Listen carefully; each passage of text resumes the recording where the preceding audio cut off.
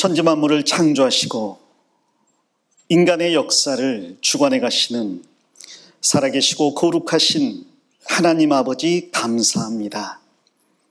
한 주일 동안 하나님의 말씀인 성경을 공부할 수 있는 놀라운 시간을 허락해 주시고 우리 학생들의 마음과 발걸음을 진리의 말씀 앞으로 인도해 주심을 감사드립니다.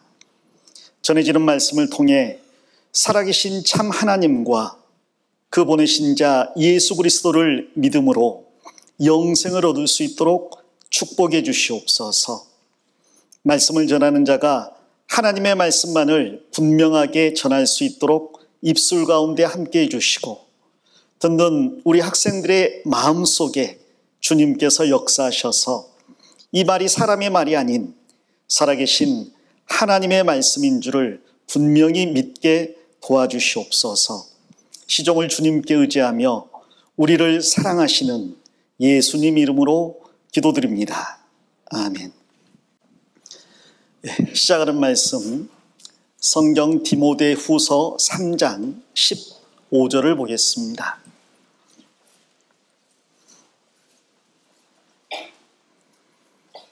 신약성경 346페이지 디모데후서 3장 15절입니다.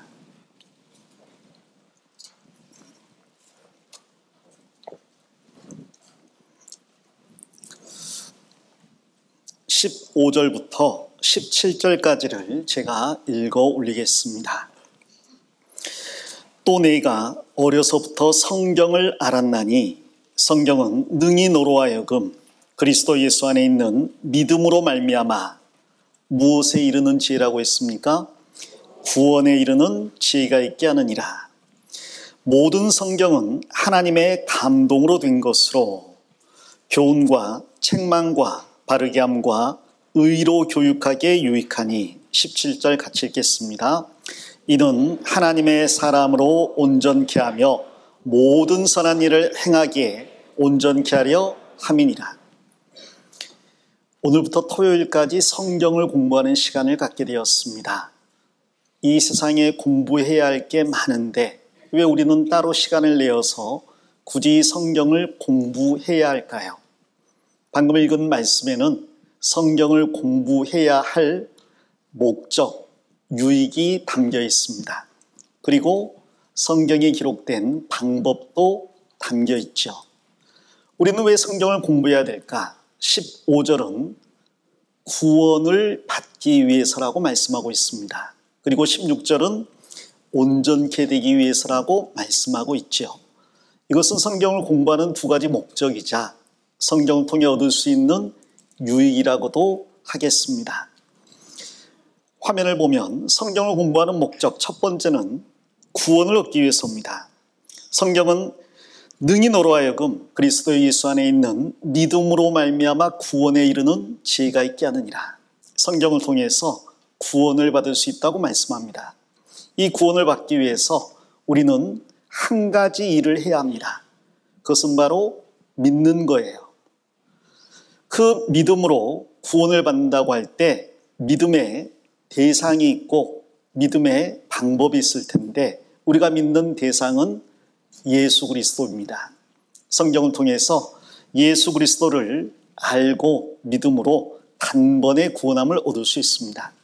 구원받는 게 나한테 무슨 도움이 될까? 성경은 말씀하기를 구원받은 사람은 하나님의 은혜 가운데서 언제 어떻게 세상을 떠난다 할지라도 천국에 간다고 말씀합니다. 그리고 천국에서 얼마 동안 살까요? 영원히 살기 때문에 천국에 간다는 걸 다른 말로 영생을 얻는다고도 이야기합니다. 성경을 통해서 구원을 얻을 수 있다, 영생을 얻을 수 있다, 천국에 갈 수 있다고 말씀하고 있습니다. 그리고 그것은 믿음으로 단번에 얻는 거라고 말씀합니다. 저 역시 1992년에 하나님의 말씀을 여러분처럼 배우는 가운데 확실한 믿음을 갖게 되었고 그날 이후로 천국에 대한 확신 가운데 지금껏 살아가고 있습니다. 아마 이 자리에도 먼저 성경을 공부함으로 하나님과 예수님에 대한 분명한 믿음을 갖게 갖게 되었고 천국에 대한 확실한 소망을 갖게 된 학생들이 많이 있을 겁니다. 여러분이 만일 그 소망이 있다면, 확신이 있다면 여러분은 이 세상 어느 누구보다 축복받은 사람입니다. 자, 그런데 성경을 통해 이미 믿음으로 구원받은 사람이 있다면 그 사람은 왜 또 계속해서 성경을 공부해야 될까? 16절의 두 번째 성경을 공부하는 목적이 나와 있는데 그것은 바로 온전케 되기 위해서입니다. 우리는 이 세상에 태어났지만 완전한 상태로 태어났다기보다 성장해야 될 모습으로 태어났습니다. 물론 어린아이도 온전한 건 맞습니다. 어린아이라고 해서 팔다리가 없는 게 아니고 머리가 없는 게 아니죠. 우리는 개구리가 처음 태어날 때 올챙이인 것처럼 태어나지 않았습니다. 올챙이는 시간이 지나면서 개구리로 바뀌지만 우리는 처음부터 완전한 사람의 모습으로 태어났어요. 하지만 그것은 외적인 모습이고 우리 안에는 배워야 할 많은 것들이 필요할 뿐 아니라 버려야 될 많은 죄들도 있습니다. 그런데 이러한 것을 어떻게 바로잡아 온전한 사람이 될 수 있을까? 성경이 그 길을 제시해 준다고 말씀합니다.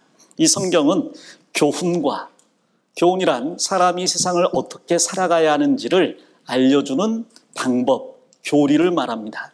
인생 사용 설명서를 말하는 거죠. 우리 학생들이 물어보겠습니다. 여러분은 세상을 살아가고 있잖아요. 그런데 어떻게 살아야 하는지 아십니까? 왜 살아야 하는지 아십니까?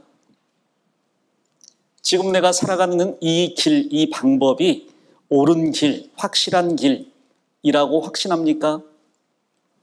혹 여러분이 살고 싶은 다른 길이 있지 않습니까? 나는 내 마음대로 살고 싶은데 부모님은 이렇게 살아라, 저렇게 살아라 라고 조언을 하십니다. 그런데 가끔 부모님의 조언도 이게 정말 옳은 것일까? 이게 정말 진리일까? 가장 지혜로운 길일까? 의심이 쌓이는 경우도 있잖아요. 내가 가고 싶은 길과 내가 가야 할 길이 다를 때 사람들은 갈등을 합니다. 자, 그런데 성경을 공부하면 그런 고민할 필요가 없어요. 성경은 인간을 만드신 하나님이 인간에게 주신 인생 사용 설명서입니다. 우리가 어떻게 살아야 되는지 그 모든 길이, 방법이 성경에 나와 있습니다. 그것을 교리라고 이야기해요. 그래서 성경을 알고 그 성경 말씀대로 인생을 살아간다면 후회가 없고 실패가 없습니다. 길을 잃는 경우가 없어요. 방황하지 않습니다. 그렇기 때문에 성경을 공부하고 그 방법대로 살아간다면 여러분은 성경을 공부하는 시간 이상으로 많은 시간을 벌어들일 수 있습니다. 이번에 일주일간 공부하는 매일 2시간이 허비가 아니라는 이야기죠. 어떤 길을 가기 전에 먼저 분명한 길을 알고 가는 게 지혜잖아요. 일단 가고 보자. 갔는데 잘못된 길이면 어떻게 해요? 산을 올라갔는데 이 산이 아니면 어떻게 합니까? 먼저 바른 길을 알아야 하는데 인간이 어떻게 살아야 되는지 누가 말할 수 있겠습니까? 그런데 인간을 만드신 하나님은 그 길을 분명하게 제시하실 수 있습니다. 그게 교훈이에요. 그 뒤에 책망이 있습니다. 만약 사람이 바르게 가야 될 그 길을 가지 않는다면 하나님께서는 그저 방관하시는 게 아니라 성경 말씀을 통해서 책망하십니다. 꾸짖습니다. 너는 왜 내가 걸어가야 할 그 길을 걸어가지 않느냐. 이 말씀이 우리에게 책망을 줍니다.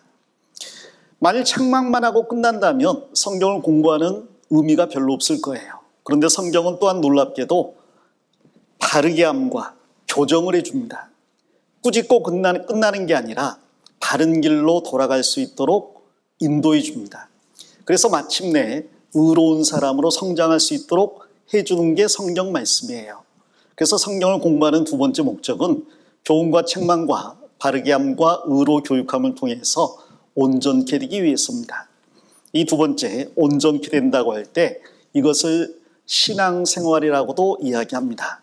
이것은 단번에 이루어지는 게 아니라 지속적으로 이루어지는 것이고 이 신앙생활을 지속적으로 바르게 함으로써 온전해진 사람이 천국에 들어가는 것은 구원으로 이미 정해졌기 때문에 천국에서 영광을 얻는 겁니다. 상을 얻는 거예요. 이번 한 주일 동안 우리는 이 두 가지 목적으로 공부를 할 겁니다만은 월요일부터 금요일까지는 주로 첫 번째 내용을 중심으로 공부할 겁니다. 그리고 토요일에 시간이 된다면 이 두 번째를 공부해 볼 생각이에요. 자, 한 가지만 공부하면 되니까 해볼 만하죠? 성경을 통해서 구원을 받아 천국 갈 확신을 얻자, 영생을 얻자. 이게 이번에 성경을 공부하는 목적입니다. 아마 이런 말을 처음 듣는 사람은 마음속에 의구심이 들 겁니다. 교회니까 천국이니 영생이니 구원이니 라는 말을 하지 어떻게 이 성경이 사람에게 영원한 생명을 줄 수 있겠어? 어떻게 사람을 천국에 데려갈 수 있겠어? 이 성경이 다른 책과 무엇이 달라라고 생각하는 사람도 있을 겁니다. 제가 여러분에게 책 한 권을 소개시켜드리고 싶은데 그렇다고 제가 책 장사는 아닙니다. 제가 한 10수년 전에 재미있게 읽었던 책이에요. 책 제목이 책입니다. 외우기 쉽죠? 책 제목이 책입니다. 그 앞에 부제가 붙어 있는데 사람이 읽어야 할 모든 것 책. 이 책은 독일의 동문학자이자 영문학자이고 인문학자인 크리스티안의 취른트라는 사람이 쓴 책입니다. 인간 역사 가운데 가장 큰 영향을 끼친 책들을 분야별로 추천을 했어요. 그리고 간략하게 요약을 했습니다. 인문학에서 또 정치, 경제, 사회, 또 연애, 세상 지리 이런 분야에서 가장 위대한 책들을 추천을 한 거예요. 거기에는 여러분이 잘 아는 오디세이, 잘 아시죠? 여러분이 잘 아시는 단테의 신곡이나 세르반테스의 돈키호테나 다 잘 아시죠? 토마스 모어의 유토피아나 괴테의 파우스트 같은 책들이 아주 짤막하게 요약되어서 담겨 있습니다. 그리고 추천하는 이유도 나와 있죠.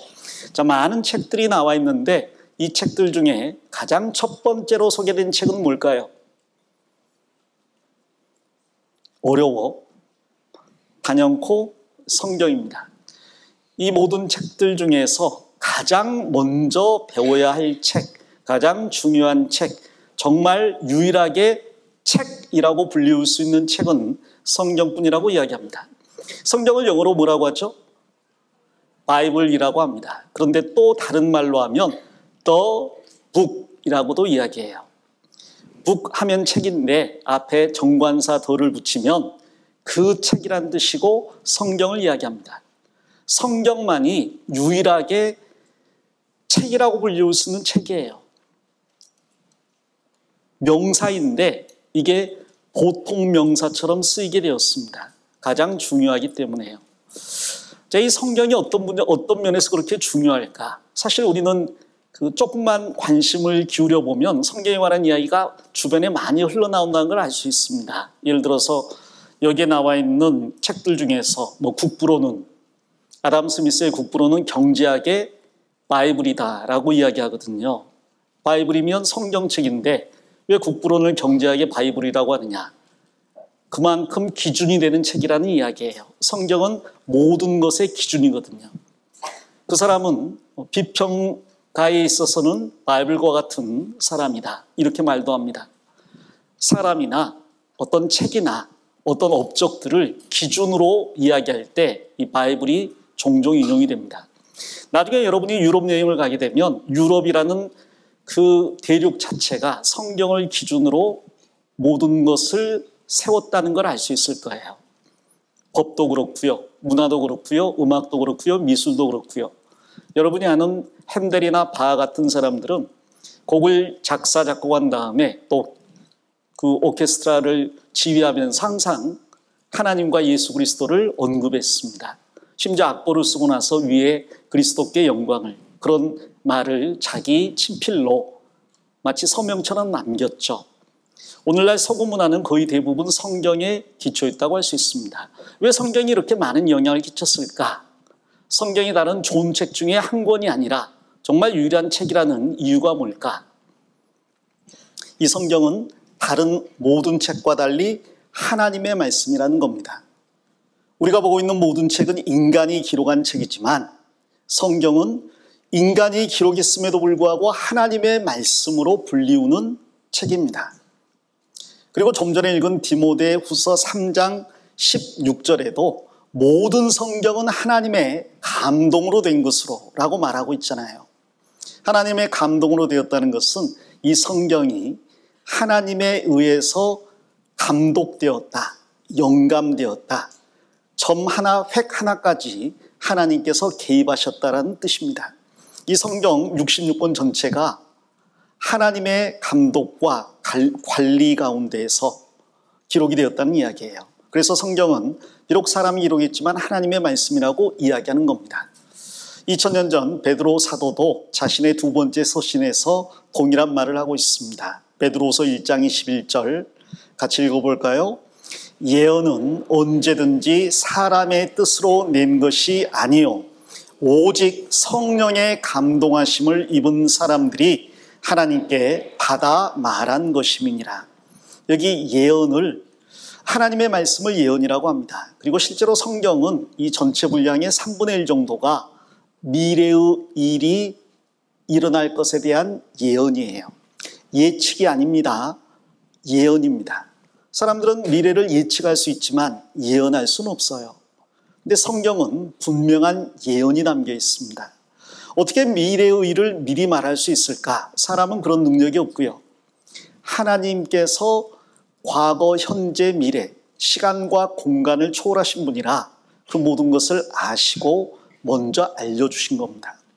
여기 이 말씀을 보면 예언은 언제든지 사람의 뜻으로 낸 것이 아니요. 여기 사람의 뜻과 대조되는 구절이 성령의 감동이라는 구절입니다. 사람의 뜻이 아니라 하나님의 감동으로 기록되었다. 성부, 성자, 성령, 성령 하나님의 감동으로 기록되었다. 그래서 사람들이 하나님께 받아 말한 것이다. 이게 성경이 기록된 방법이에요. 잠깐 성경이 어떻게 기록되었는지 표로 좀 정리해 보겠습니다.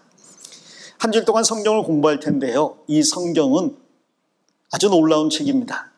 언제 기록되기 시작했을까? 인간 역사를 예수님을 기점으로 그 전과 후로 나누어요.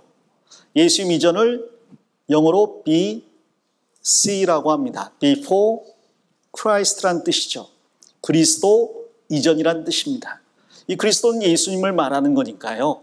예수님이 태어나기 이전 몇 년이라고 역사를 셉니다. 그리고 예수님이 태어나신 이후를 라틴어로 아노 도미니, 약자로 AD라고 합니다. AD라는 말은 주님 오신 이후, 엄밀하게 말하면 주님의 해부터 몇 년, 그런 뜻입니다. 올해가 2024년인데 2024년이란 말은 예수님이 이 세상에 오신 지 2024년째 되는 해라는 뜻이죠. 그분이 주인이시라고 이야기를 하고 있고 그분이 오신 이후로 2024년이 지났다고 하는 겁니다. 저는 처음에 성경을 모를 때는 예수님을 기준으로 연도를 세는 게 이해가 안 됐어요. 아니, 세상에는 위대한 사람이 많지 않습니까? 공자, 맹자, 소크라테스, 아리스토텔레스, 수많은 위인들이 있는데 왜 그 사람들이 아니라 예수님이라는 분을 기준으로 역사를 전과 후로 나누느냐는 거죠. 그리고 또 예수님이 누구시길래 그분을 주라고 부르냐 이 말이에요. 주자가 주인 주자거든요. 나의 주인은 난데 내 주인은 나고 나에게 어떤 명령을 할 수 있는 분은 부모님 정도인데 예수님이 누구간데 내가 그를 주라고 부르냐는 거죠. 나중에 알게 됐습니다. 그분은 사람이 아니라 하나님이 사람의 모습으로 이 세상에 오신 분이에요.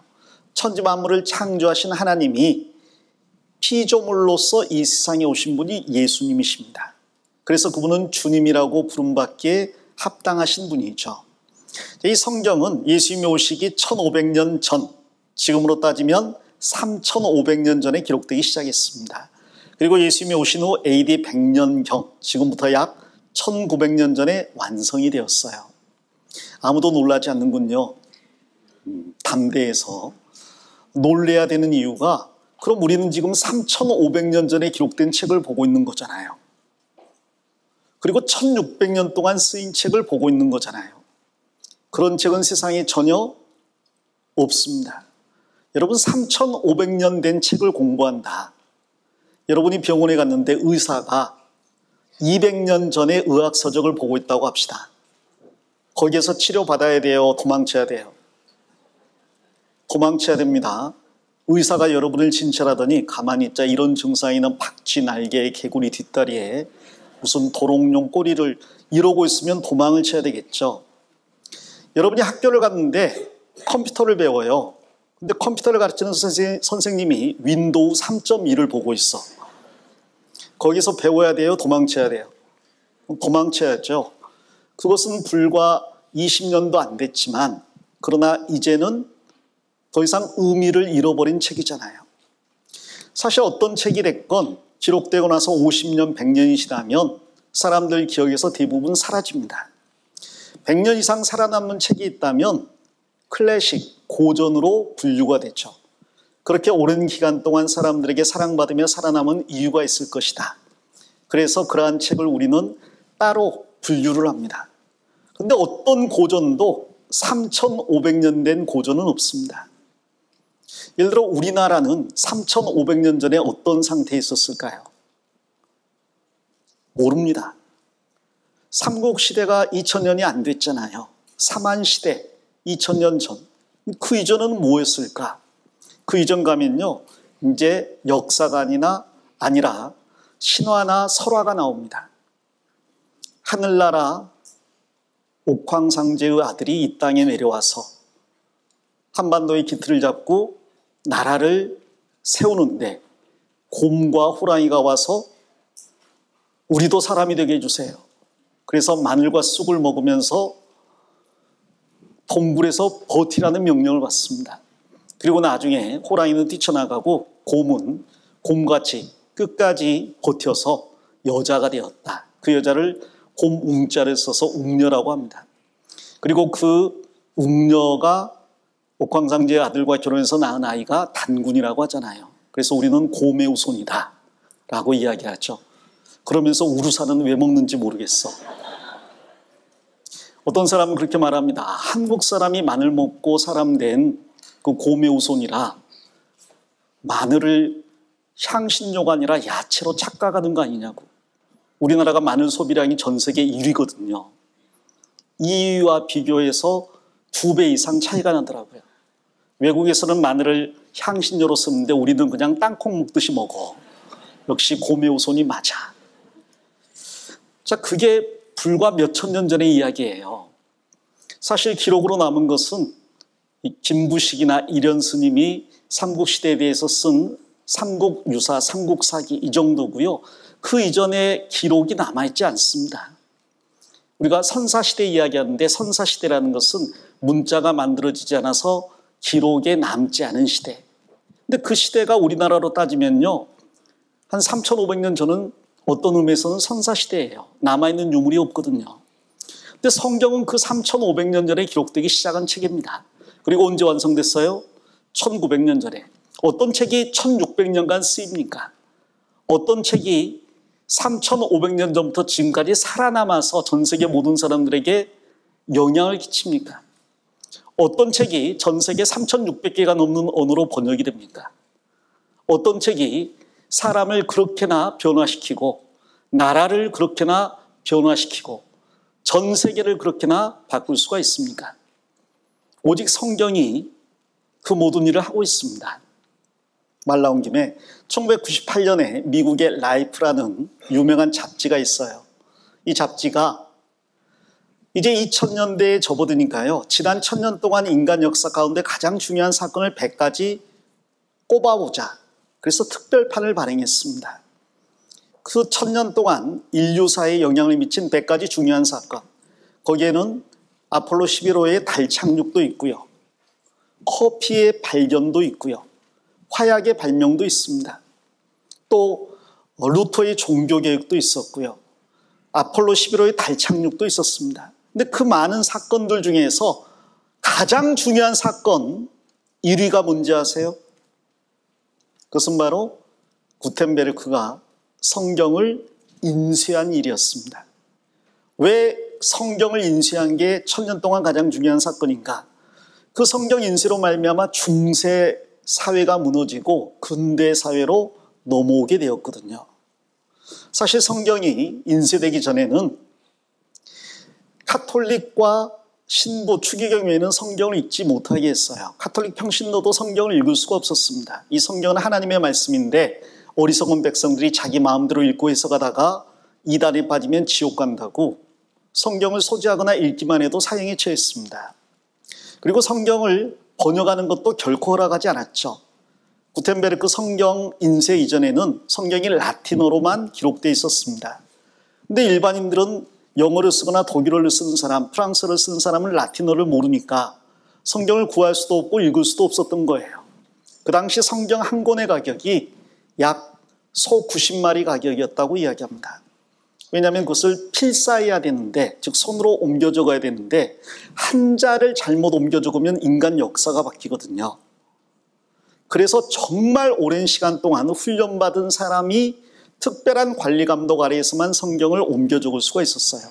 그러니까 그렇게 비쌌죠.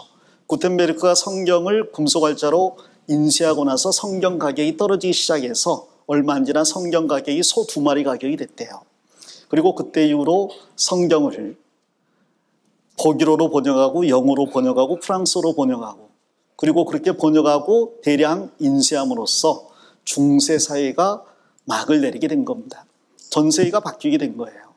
그래서 1000년 동안 가장 중요했던 사건이 성경 인쇄, 다른 말로 하면 성경을 일반인이 읽을 수 있게 된 사건입니다. 다시 한번 화면을 보겠습니다. 이 성경은 어디에서 기록이 되었을까?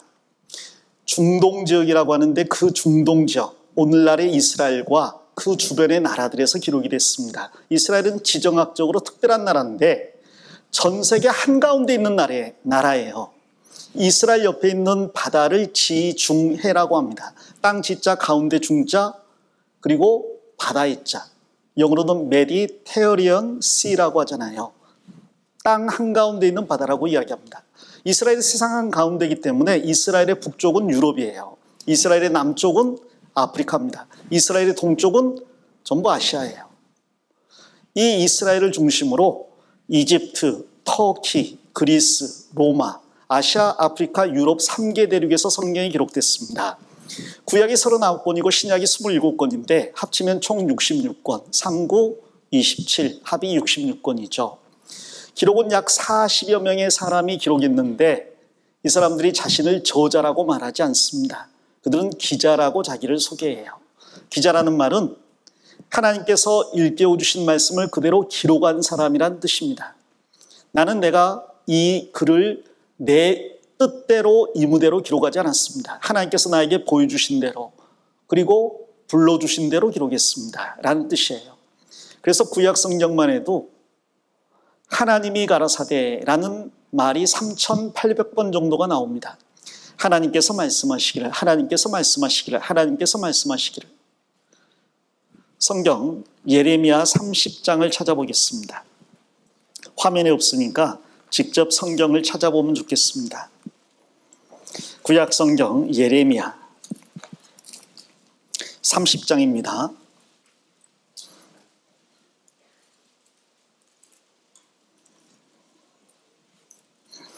1절입니다. 여호와께로서 말씀이 예레미야에게 임하여 이르시니라. 여기 여호와라는 단어가 나오는데 여호와는 하나님의 이름이에요. 하나님은 호칭이고 이름이 별도로 있는데 여호와입니다. 예를 들어서 여러분이 저를 목사님이라고 부를 때 제가 성이 목시고 이름이 사님이고 그건 아니겠죠? 뭐 선생님 그러면 성이 선씨고 이름이 생님이고 그건 아니잖아요. 그건 일반적으로 부르는 칭호, 호칭입니다. 저는 호칭이 목사님이라면 이름이 따로 있어요. 제 이름은 신창훈. 그 뜻이 있습니다. 창성할 창자에 공훈자. 부모님이 장차 창성해서 공을 세우라고 그렇게 이름을 지어주셨어요. 자, 여호와라는 말의 뜻은 하나님의 이름인데 스스로 계시는 분이라는 뜻을 가지고 있습니다. 스스로 계시는 분. 이 세상에 존재하는 모든 것은 스스로 존재할 수가 없습니다.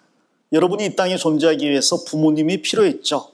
이 땅에 살기 위해서 지구와 동물과 식물과 모든 대기와 물질들이 필요했습니다. 어떤 것도 스스로 존재하지 않습니다. 그런데 여호와라는 말의 뜻은 스스로 계시는 분, 스스로 존재하시는 분이라는 뜻이에요.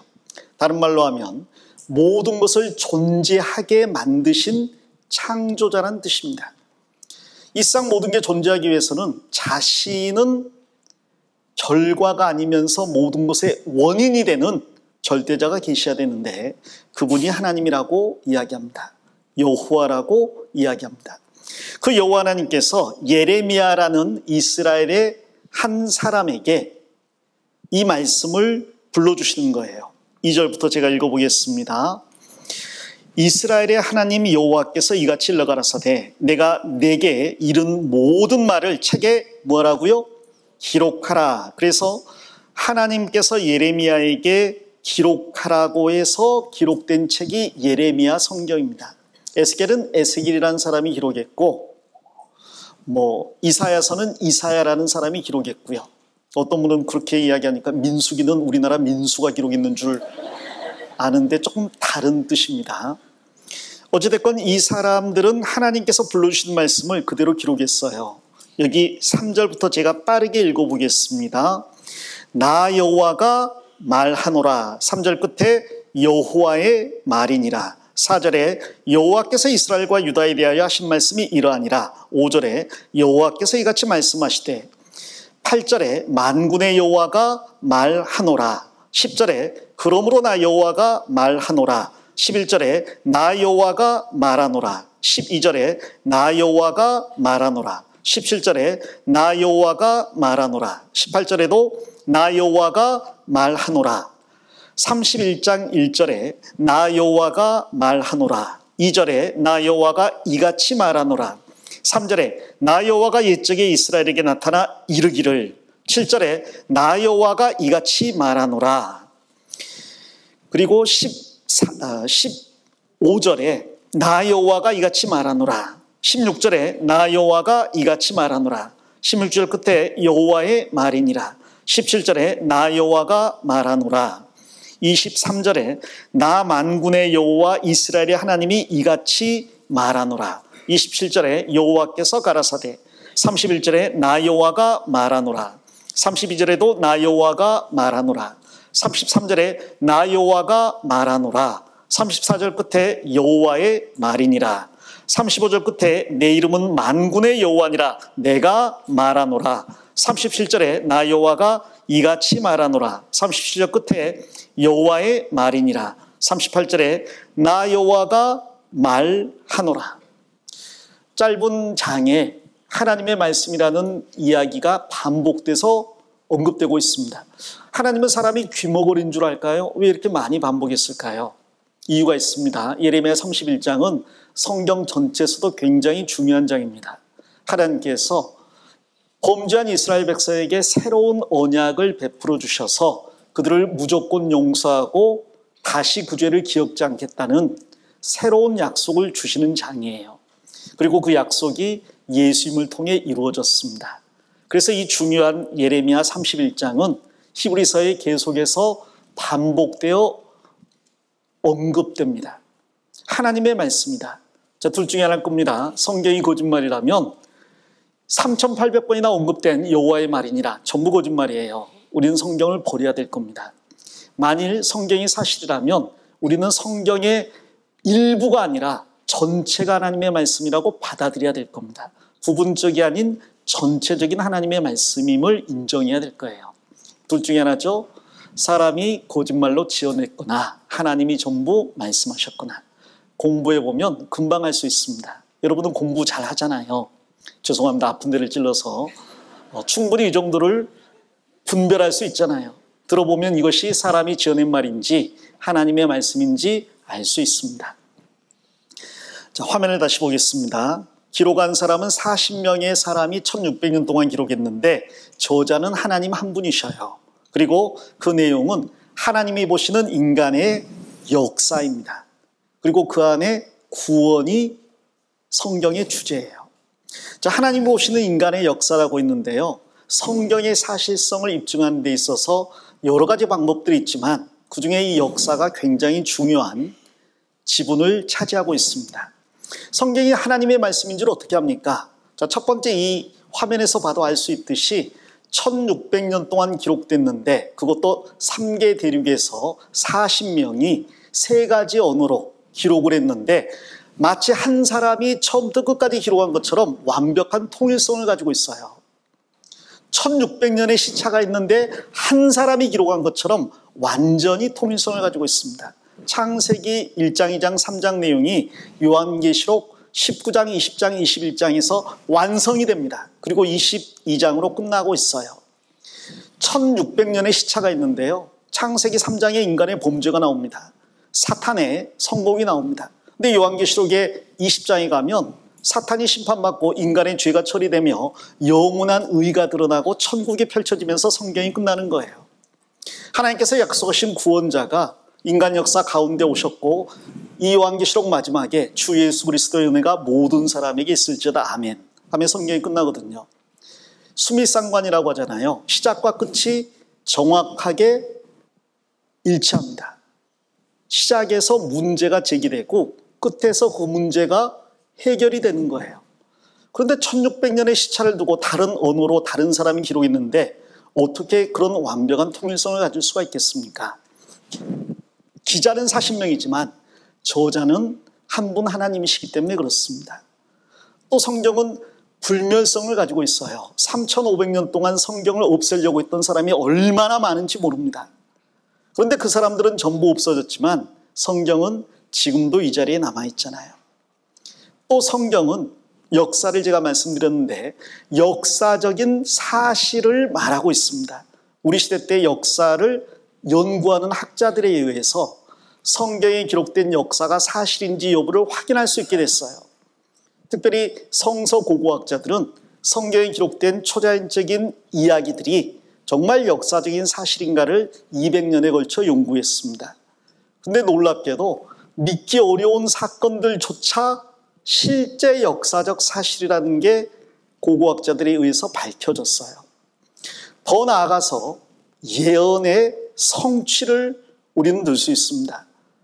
좀 전에 말씀드린 것처럼 사람은 미래 일을 모르잖아요. 그런데 성경은 기록된 시점부터 내년, 내후년을 넘어서요 10년, 100년을 넘어서 3500년 전에 지금 일어날 일을 정확하게 예언하고 있습니다. 우리는 그것을 수요일이나 목요일쯤에 공부할 겁니다. 그리고 앞으로 있을 일도 정확하게 말씀하고 있어요. 과거의 일에 대해서 역사적인 진실성이 입증됐고 미래의 예언이 정확하게 성취된 걸 볼 때 이 성경은 인간 역사를 이끌어 가시는 하나님이 아니라면 절대로 할 수 없는 말씀이라는 거죠. 그러다 가장 분명한 것은 이 성경은 가장 많은 사람에게 그 권위를 통해 영향을 끼쳤다는 겁니다. 제가 여러분 앞에 성경을 가르치고 있는데 제가 올라오면서 32년 전에 저희 분반 학생이었던 한 선생님을 봤어요. 저를 보자마자 32년 전에 선생님이었어요 라고 다른 분에게 소개하더라고요. 근데 33년 전에는 저는 교회를 싫어하는 사람이었고 성경하고는 담을 쌓은 사람이었어요. 물론 그전에 교회를 다닌 적이 있습니다만은 다니고 난 다음에 성경은 믿을 수 없는 책이다라고 나름 결론 내리고 교회와 담을 쌓았거든요. 근데 그런 제가 지금 뭐하고 있어요? 교회에서 여러분에게 성경을 가르치고 있을 줄 누가 알았겠어요? 저를 예전에 알던 청년 때 혹은 그 이전 학생 때 알던 사람들은 깜짝 놀랍니다. 네가 야 라고 이야기를 해요. 근데 성경은 저뿐 아니라 저희 가족 전체에게 영향을 끼쳤습니다. 저희 가족 전체뿐 아니라 지구상에 수없이 많은 사람들에게 수천 년 동안 동일한 영향을 끼쳤습니다. 여러분, 성경이 개인에게 그리고 도시에게 국가에게 전 세계에 얼마나 많은 영향을 끼쳤는지 몰라요. 이 성경이 이렇게 많은 영향을 끼칠 수 있는 이유가 뭔가? 인간의 말이라면 그럴 수 없습니다. 하나님의 말씀이기 때문이에요. 한 가지 예만 든다면 기독교 역사 2000년 동안 예수님을 부인하지 못해서 순교당한 사람이 약 7천만 명이라고 이야기합니다. 몇 명이라고요? 7천만 명이요. 그들도 여러분처럼 하고 싶은 일이 있었을 거예요. 앞으로 미래를 계획하고 살았을 겁니다. 이 세상에 누리고 싶은 것도 많았고 친한 친구도 있었고 배우고 싶은 공부도 있었겠죠. 그런데 그들이 그 모든 것을 예수라는 이름 하나 때문에 포기하고 기쁘게 십자가에서 순교를 하게 했습니다. 네로 왕제 시대 때, 그리고 디오클레시아노 왕제나 도미티아나 왕제 때 로마 제국에서 수없이 많은 기독교인들이 사자에게 물려 죽고 검투사의 창에 찔려 죽고 십자가에 못 박혀 죽었어요. 어떤 경우에는 로마의 가로등 역할을 그리스도인들이 했대요. 그리스도인들을 십자가에 못 박은 다음 몸에 송진을 붙여서 거기에 불을 붙였답니다.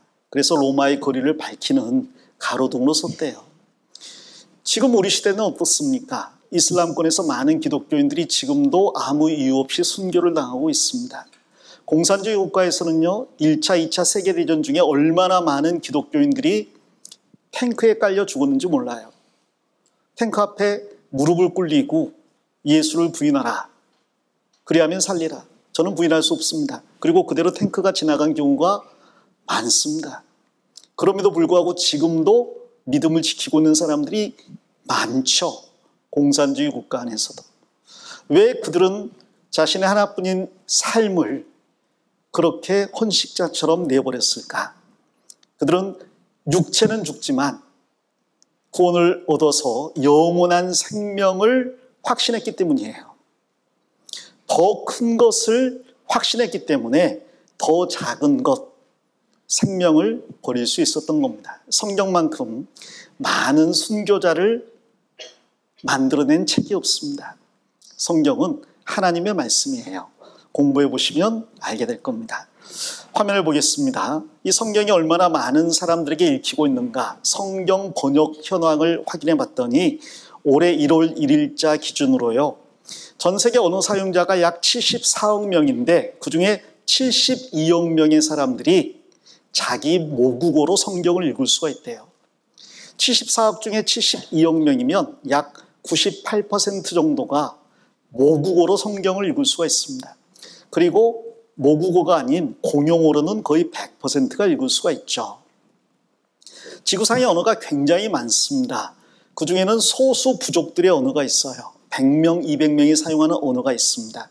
전 세계 나라는 300개가 안 되는데 언어는 많아요.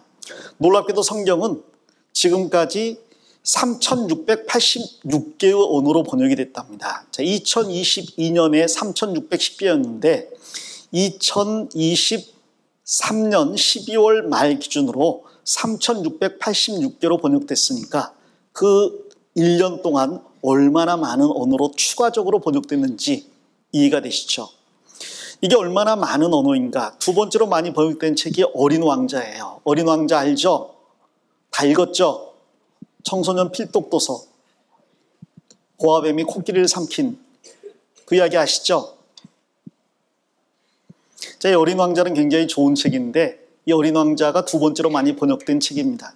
그런데 분량은 굉장히 얇죠. 어린 왕자는 어른을 위한 동화이기 때문에. 세 번째로 많이 번역된 책은 말 그대로 아이들을 위한 동화 피노키오입니다.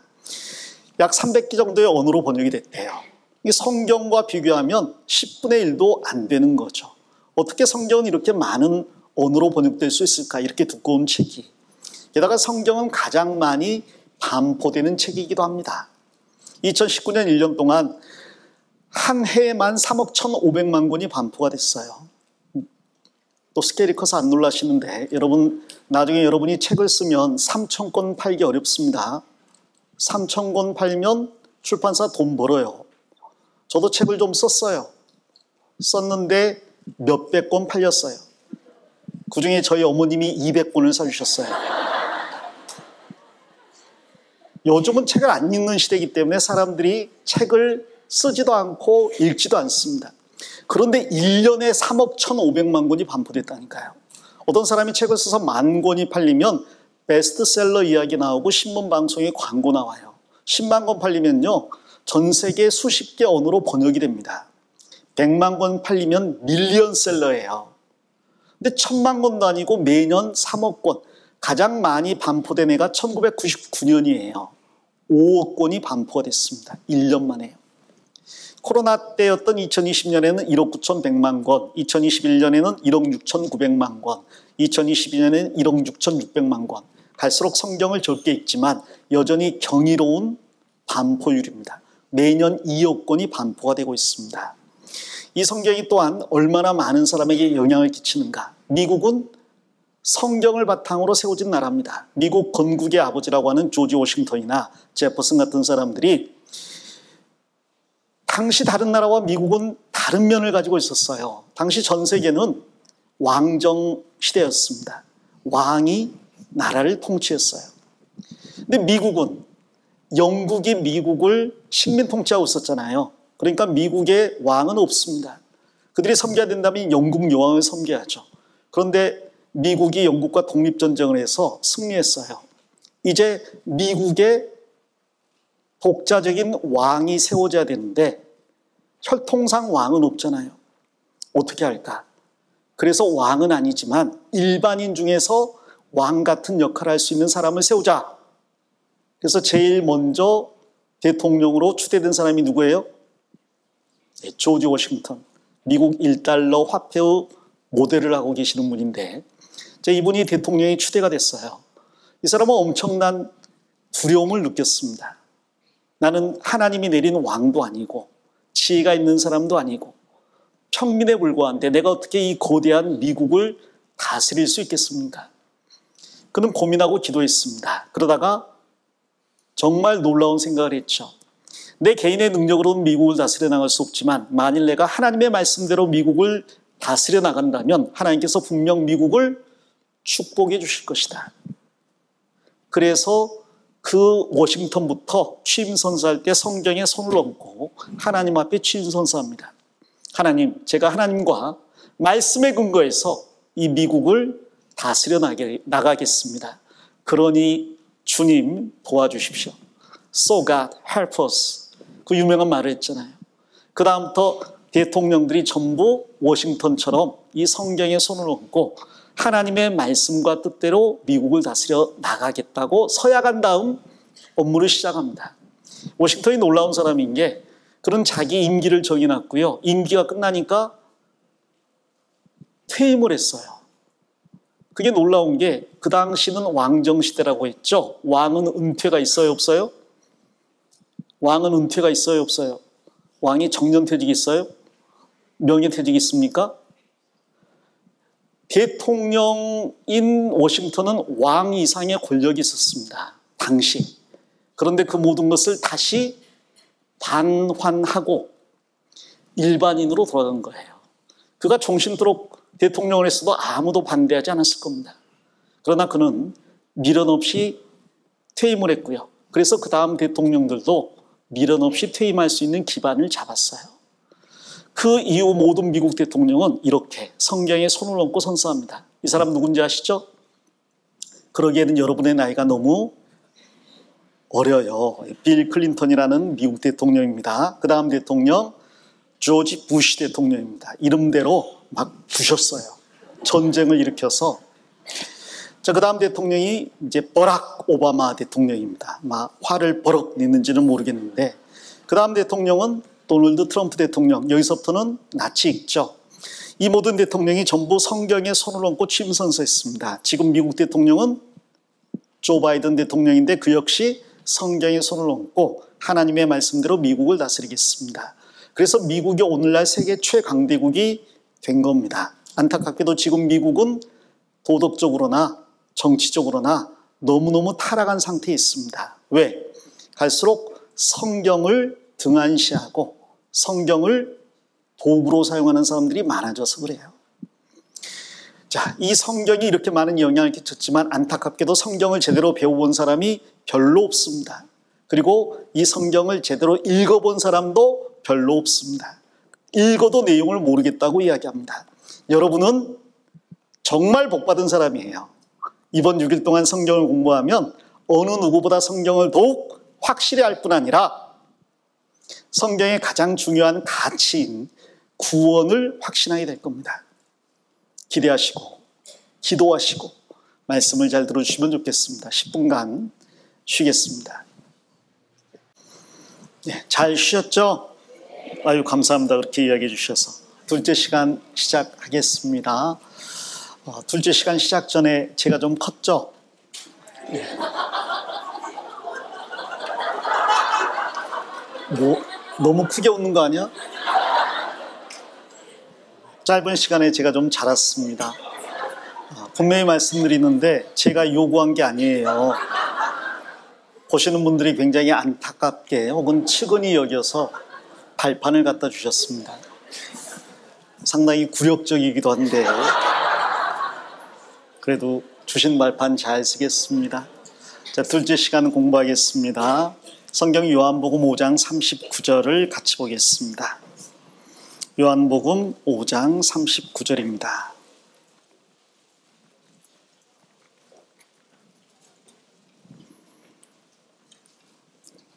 (5장 39절) 찾았으면 같이 읽겠습니다. 너희가 성경에서 영생을 얻는 줄 생각하고 성경을 상고하거니와 이 성경이 곧 내게 대하여 증가하는 것이로다. 첫 시간 말씀을 잠깐 정리한다면 성경을 공부하는 목적을 분명히 하자고 말씀을 드렸는데, 공부하는 첫 번째 목적은 구원을 얻는 것, 영생을 얻는 것, 천국 갈 수 있는 믿음을 갖는 것입니다. 예수님께서도 그것을 분명하게 말씀하셨습니다. 2000년 전 예수님께서 유대인들에게 너희가 성경을 상고한다. 상고라는 말은 자세히 공부한다는 뜻입니다. 성경을 자세히 공부하는 것을 칭찬하신 거예요. 너희가 성경에서 영생을 얻는 줄 생각하고 성경을 상고하거니와 성경을 열심히 공부하는 목적도 분명히 알고 있다고 칭찬한 겁니다. 너희는 성경을 열심히 공부하는구나. 그리고 성경을 공부하는 목적도 잘 알고 있구나. 그 목적은 바로 성경을 통해서 영생을 얻는 겁니다. 그러나 그들이 잘못하는 게 한 가지가 있었는데, 이 성경은 예수님에 대해 증거하는 책입니다. 성경의 주인공이 예수님이에요. 안타깝게도 그들은 그 성경의 주인인 예수님을 알지 못하고 십자가에 못 박아 죽임으로써 2000년간 전 세계에 흩어져서 가는 곳마다 환난을 당했습니다. 자, 우리는 이 말씀 중에서 성경에서 영생을 얻는구나, 이 한 가지는 마음에 새기고 둘째 시간으로 넘어갔으면 좋겠습니다. 자, 둘째 시간 우리가 공부할 내용은 바로 하나님과 창조에 관한 이야기입니다. 요한복음 17장 3절 같이 읽어보겠습니다. 영생은 곧 유일하신 참 하나님과 그의 보내신 자 예수 그리스도를 아는 것이니이다. 성경을 통해 영생을 얻을 수 있다고 했는데요, 영생을 얻기 위해서는 성경을 통해 두 분을 알아야 됩니다. 첫째는 바로 하나님이고 둘째는 예수님이에요. 하나님에 대해서 우리는 오늘, 내일, 모레, 이제 글피까지 가면 무슨 말인지 모를 것 같아. 목요일 첫 시간까지 공부할 겁니다. 그리고 목요일 둘째 시간부터 토요일까지 예수님의 필요성과 예수님의 신분, 그리고 예수님이 나를 위해 해주신 일을 공부할 거예요. 그 하나님과 예수님을 안다면 누구나 구원을 받을 수 있습니다. 영생을 얻을 수 있습니다. 한 가지 더, 하나님에 대해서 공부할 때 하나님의 두 가지 성품을 알면 좋겠어요. 이 말씀대로 유일하신 참 하나님이라고 했으니까요, 하나님은 유일하신 분이고 그 외에 다른 신은 없다는 겁니다. 그리고 참 하나님이기 때문에 하나님의 모든 말씀은 믿을 수 있는 말씀입니다. 그에게는 거짓이, 어두움이 조금도 없습니다. 그래서 오늘, 내일, 모레 말씀을 공부하는 가운데 하나님은 한 분이시구나, 그 외에 다른 신은 없구나, 그리고 하나님의 모든 말씀은 믿을 수 있는 참된 말씀, 진리구나, 이것을 알면 됩니다. 저는 그것을 여러분에게 설명하기 위해서 여러 가지 것들을 설명하겠지만 최종적으로 여러분이 알아야 될 것은 유일하신 참 하나님을 알면 됩니다. 한번 따라해 봅시다. 유일하신 참 하나님. 그리고 그 하나님을 알고 나면 그 다음 그 하나님이 보내신 구원자 예수님을 믿기는 아주 쉬워집니다. 예수님은 하나님이 인간의 육체를 입고 오신 분이기 때문에 그렇습니다. 먼저 유일하신 참 하나님에 대해서 공부해 봅시다. 자, 사람들은 하나님 외에도 다른 신이 많이 있지 않느냐라고 생각합니다. 그도 그럴 것이 전 세계 종교가 굉장히 많거든요. 그 종교마다 섬김의 대상이 되는 신들이 있거든요. 기독교이니까 하나님을 섬기는 거지 다른 종교에도 신이 있지 않습니까? 라고 이야기합니다. 먼저 여러분이 알 것은요, 종교라는 것은 인간이 만들어낸 거예요. 사람들이 생각하고 연구하고 체계화시킨 걸 종교라고 이야기합니다. 예를 들어서 산에 사는 사람은 저 깊고 저 광대한 산, 나무, 숲들을 보면서 저 산 어딘가에 인간보다 더 우월한 신령한 존재가 있지 않겠느냐라는 생각을 갖게 되겠죠. 그리고 그러한 생각을 연구하고 발전시키고 체계화시켜서 어떤 종교를 만들어내는 거예요. 바다를 의지해 사는 사람은 이 광활한 바다 가운데 주관자가 있지 않겠느냐. 그래서 그러한 생각을 발전시켜서 용왕이라는 신을 생각해내고 그 신을 섬기는 예법들을 만들어내는 겁니다. 그러한 것들이 많아져서 그 중에 많은 사람들에게 받아들여진 종교를 주요 종교 혹은 4대 종교라고 이야기하죠. 그 모든 것에 공통점이 있다면 인간이 연구하고 체계화시킨 거라는 공통점이 있습니다. 성경은 하나님께서 직접 인간에게 불러주신 말씀을 기록한 거예요. 모든 것의 출발이 인간이었는데 성경만은 하나님의 계시가 그 기원이 되는 겁니다. 자, 인간이 아무리 생각하고 연구해도 하나님의 말씀 한마디를 따라갈 수 없어요. 하나님의 말씀은 진리입니다. 그런 의미에서 모든 종교의 섬김의 대상이 되는 신은 하나님과는 다르다는 것을 아셔야 되겠습니다. 참신은 하나님밖에 없습니다. 가짜가 아무리 많아도 진짜 하나를 따라갈 수는 없어요. 아무리 많은 가설들이 있어도 진리 법칙을 이길 수는 없습니다. 이 성경은 진리이신 하나님의 거짓이 없는 말씀이라는 것을 여러분에게 3일간 전달해 드리고 싶습니다. 자, 왜 그분이 유일하신 참 하나님일 수밖에 없느냐? 그 이유는 그분이 모든 것을 창조하신 창조주이기 때문에 그렇습니다. 우주와 만물, 지구와 그 가운데 있는 모든 물질과 식물과 동물과 인간을 만드신 분이 하나님이십니다. 그리고 모든 것들은 그 하나님에 의해 만들어진 피조물이에요. 인간도 자존자, 스스로 존재하는 게 아니라 하나님이 만드신 피조물입니다. 그러므로 하나님만이 참신일 수밖에 없죠. 예를 들어서 태양이 인간에게 많은 혜택을 주는 게 사실입니다. 그래서 고대의 많은 나라는 태양을 신으로 섬겼습니다. 그런데 태양이 신이 될 수 없는 게 태양을 만드신 하나님이 계시기 때문이에요.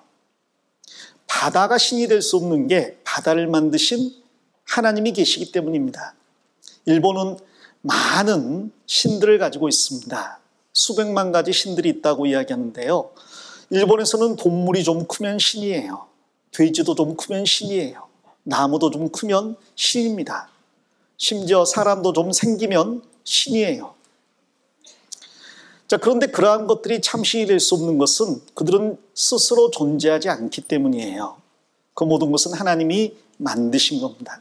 하나님은 이 모든 것을 6일간 말씀으로 창조하셨다고 창세기 1장 1절부터 선포하고 있습니다. 우리 창세기 1장 1절로 가보겠습니다. 직접 찾아보면 좋겠습니다. 창세기 1장 1절입니다. 같이 읽겠습니다. 태초에 하나님이 천지를 창조하시니라. 한 번 더 읽겠습니다. 태초에 하나님이 천지를 창조하시니라. 이 태초라는 말은 영원이라는 순간이 깨지고 시간이 시작된 때를 말합니다. 우리는 지금 시간과 공간이 있는 3차원 세상에 살고 있습니다. 하나님은 3차원을 넘어서 몇 차원에 계시는지 몰라요. 분명한 것은 하나님이 계시는 곳은 시간과 공간을 초월한 곳이라는 거죠. 그래서 그분은 영원부터 영원까지 하나님이셔요. 영원이란 말은 시간의 시작도 끝도 없다는 이야기입니다. 그리고 그분이 계시는 공간은 우리가 아는 공간과 다릅니다. 그분은 공간을 초월해 계셔요. 그래서 보통 시공을 초월했다는 이야기를 합니다. 그 시공을 초월하신 영원하신 하나님이 언젠가 인간의 역사를 시작하기 위해서 시간을 시작하셨어요. 그리고 공간을 만들어내셨고 물질을 만들어내셨습니다. 자, 여기 태초에 제일 처음이란 뜻이에요. 맨 처음이란 뜻입니다. 하나님이, 이 창조주 하나님이 하늘 천자예요. 스페이스입니다. 공간과 지, 땅과 우주에 있는 모든 물질을 말합니다. 물질을 창조하시니라. 창조라는 말은 없었는데 존재하게 됐다는 뜻입니다. 영어로는 create라고 이야기하죠. 성경 창세기 1장을 읽다 보면 창조라는 말이 3번 나와요. 나머지는 만들었다고 나옵니다. 만들었다는 말은 이미 있는 것을 변형시켜서 만들었다고 하는 거예요. 영어로는 make를 씁니다. 그래서 make of, make from, made in 이런 말 쓰잖아요. 하나님께서는 창조주이시고 창조한 물질이나 동물들을 변형시켜서 또 다른 것들을 만들어내셨습니다. 그렇게 6일간 하나님이 천지를 창조하셨대요. 그 6일간 천지를 창조하신 하나님은 그 모든 것을 창조하실 때부터 종류대로 만드셨다고 강조하십니다. 예를 들어 창세기 1장 11절부터 12절까지 하나님은 채소나 나무나 혹은 과일이나 전부 처음부터 종류대로 만드셨다고 이야기해요. 근데 우리는 이것을 쉽게 받아들일 수 있습니다. 콩 심으면 콩 나고 팥 심으면 팥 난다는 우리 조상들의 지혜로운 속담이 있기 때문이에요. 자, 그런데 진화는 다릅니다. 진화는 처음에 동일한 조상에서 출발해서 시간이 지나면서 우연을 거쳐 변이 되어서 각각 다른 새로운 종으로 분화되었다고 이야기하거든요. 성경은 창세기 1장 처음부터 하나님이 식물을 종류대로 만드셨다고 하고요. 또 생명체를 처음 만드실 때 물고기와 새를 만드셨는데 그 물고기와 새도 종류대로 만드셨다고 이야기합니다. 진화로는 물고기, 즉 어류가 땅으로 나와서 물과 땅에서 살 수 있는 양서류가 되었고 양서류가 나중에 파충류가 되었다고 이야기해요. 그러나 하나님은 처음부터 물고기와 파충류를 처음부터 종류대로 만드셨다고 이야기하는 거죠. 창세기 1장 24절에는 또한 하나님께서 땅의 생물을 만드시는데 육지 생물, 기는 것이나 육지에서 4발 가진 것이나 2발 가진 것이나 전부 종류대로 만드셨다고 합니다. 창세기 1장에만 종류대로 만드셨다는 말씀이 10번 나와요. 성경에서 10은 완전수입니다. 처음부터 모든 걸 종류대로 창조하셨다. 식물대로, 동물은 동물대로. 그리고 마지막에 사람을 창조하셨고 창조사역을 6일째 마치셨다고 합니다.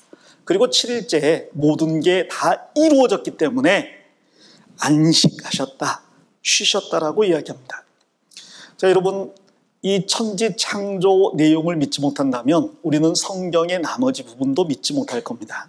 그런데 사실 한 200년 전까지만 해도 전 세계 모든 사람들은 창조주가 있음을 믿었습니다. 특별히 성경이 없어도 각 사람의 양심을 통해서 또 만들어진 피조물에 담겨있는 하나님의 능력과 신성을 통해서 조물주가 있다, 창조주가 있다, 옥황상제가 있다, 하늘님이 있다고 믿었습니다. 자, 우리나라 애국가에도요, 동해물과 백두산이 마르고 닳도록. 그 다음 누가 보호하셔요? 하느님이 보호하사. 하나님이 아니고 하느님이라고 있습니다. 하늘과 존칭 님을 합쳐서 하늘에 계신 절대자가 우리나라를 보호하시는데, 보호해 주시는데 언제까지요? 동해물과 백두산이 마르고 다 닳아질 때까지 하나님이 이 땅을 보호해 주신다고 이야기했어요. 애국가 잘 지은 겁니다. 근데 그 애국가를 지은 사람은 기독교인은 아니죠. 성경을 알았던 사람도 아닙니다. 그런데 왜 그 사람은 하느님이라고 했을까요? 모든 사람은 양심을 통해 하나님을 알게 돼 있고요. 하나님이 만든 꽃 한 송이, 풀 한 포기, 하늘에 떠 있는 해와 달과 별과 바다에 움직이는 수많은 동물들을 보면서 이 모든 것을 지으신 절대자가 있다는 것을 믿어왔습니다. 우리나라뿐 아니라 전 세계 어디를 가도 창조에 관한 이야기들이 있어요. 자, 그런데 200여 년 전에 인간이 하나님을 떠나고자 노력한 결과 진화론이라는 게 등장했습니다. 사실 진화론 이전에도 사람들은 하나님을 떠나고 싶었어요. 왜? 내 마음대로 살고 싶거든요. 내가 내 인생의 주인이고 싶거든요. 여러분 가끔 집 나가고 싶다는 생각해요, 안 해요? 대답 잘해요. 그런 생각 합니까? 가끔 엄마 아빠 없이 친구들하고만 놀고 싶다는 생각 하나요?